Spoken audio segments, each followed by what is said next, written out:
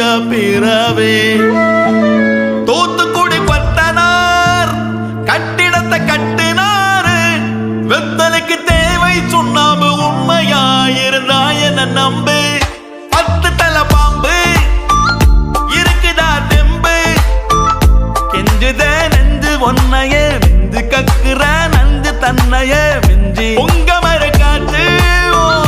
சண்டைய மாத்து கோழிக்கரு குழும்பு